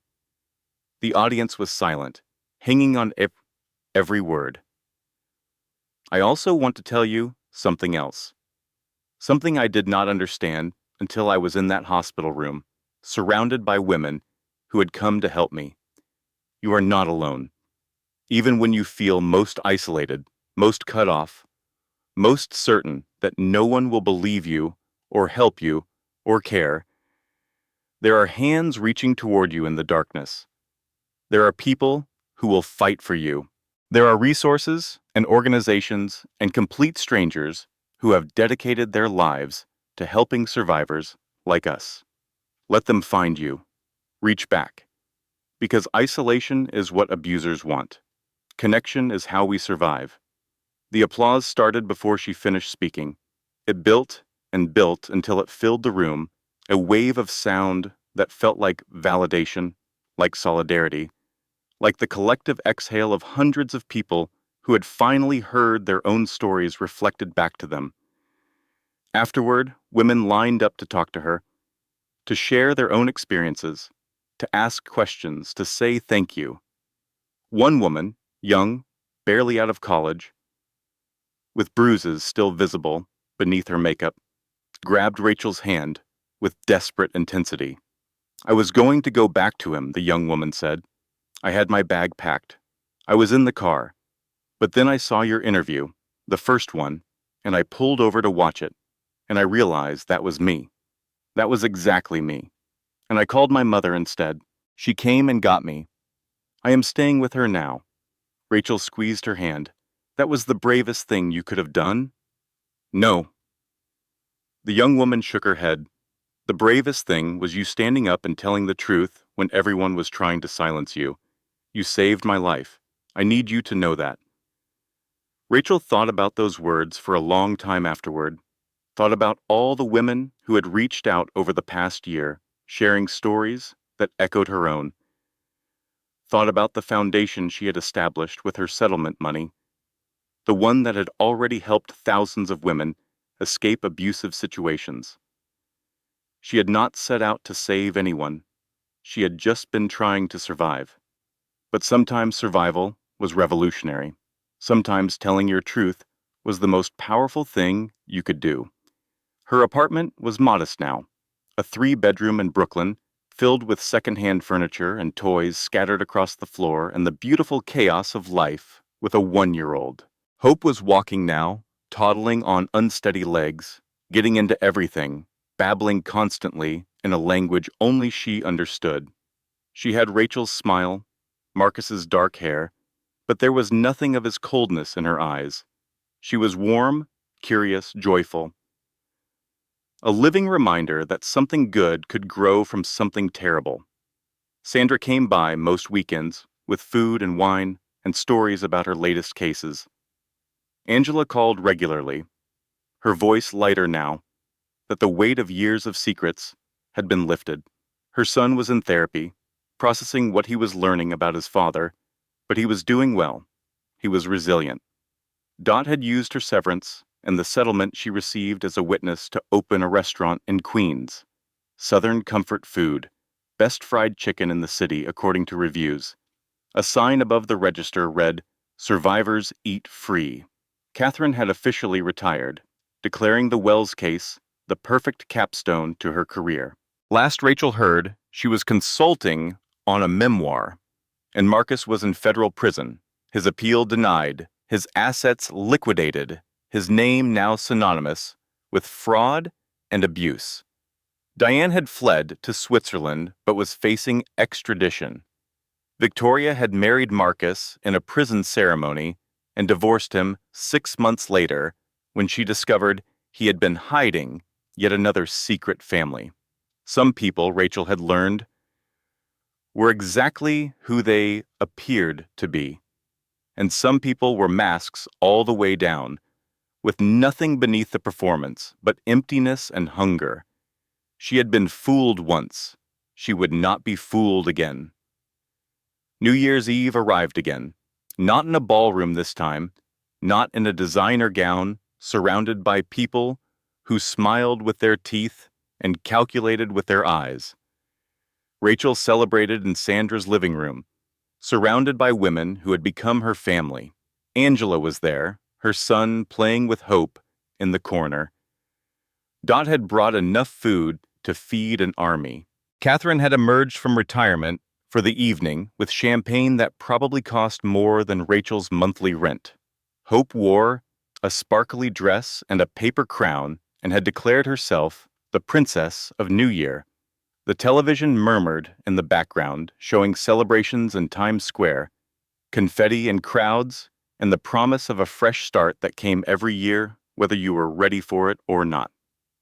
"You okay?" Sandra asked, settling onto the couch beside Rachel.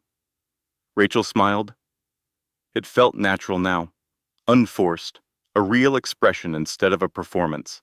"I was just thinking about last year, about how terrified I was, about how certain I was that my life was over, that Marcus had destroyed me, that I would never be whole again." Sandra squeezed her hand. "And now? And now I am standing in a room full of people who love me, watching my daughter try to teach a stuffed elephant to dance, and I cannot remember the last time I felt this free." The countdown began on the television, the familiar numbers descending toward midnight. 10, 9, 8. Rachel picked up Hope, who immediately began shouting numbers in random order with tremendous enthusiasm. 7, 6, 5. Rachel thought about the woman she had been 2 years ago, broken, silenced, disappearing into someone else's expectations. 4, 3, 2. She thought about the woman she was now, scarred but standing, scared sometimes, because fear did not disappear just because circumstances changed, but no longer ruled by that fear, no longer shrinking to fit someone else's idea of who she should be. 1. Happy New Year. Cheers erupted. Confetti flew from somewhere. Hope shrieked with delight and demanded to be lifted higher, higher, all the way to the sparkly ceiling decorations. Rachel kissed her daughter's forehead and whispered the words she had promised herself she would say every year, to the women who survived, to the women who didn't, and to the women who are still fighting. "May this year bring you safety. May it bring you justice. May it bring you peace." Hope grabbed her face with both chubby hands, demanding attention. "Mama!" More sparkles. Rachel laughed. The sound filled the room. "Yes, baby." More sparkles. She set Hope down to chase confetti with the other children and stepped onto Sandra's small balcony. The city stretched out before her, glittering with light, full of millions of stories she would never know. Millions of lives being lived, for better or worse. Millions of people carrying their own secrets, their own scars, their own hopes. Somewhere out there, another woman was lying awake, wondering if she was crazy for feeling afraid. Another woman was making excuses for bruises and cruel words. Another woman was telling herself that if she just tried harder, if she was just better, everything would be fine. Rachel could not save them all. She knew that, but she could keep speaking, keep fighting, keep telling her truth in the hope that someone who needed to hear it would find their way to her words. And maybe some of those women would find their way out of their own darkness, would discover strength they did not know they had, would build lives that belonged entirely to themselves. That was the real victory.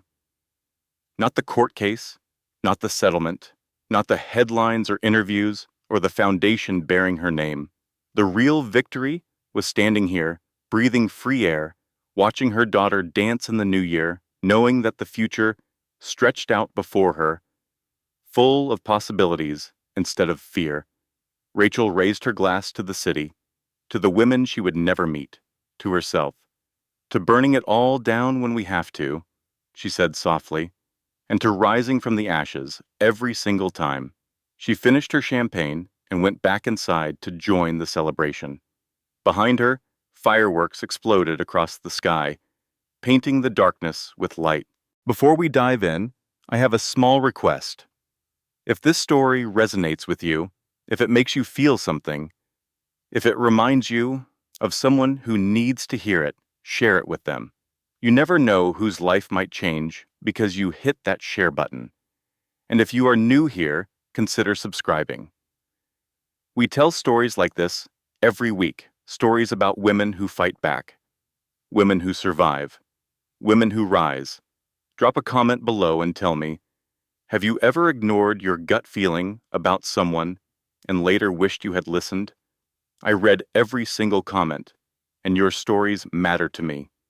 Now, let us begin. The countdown hit 3,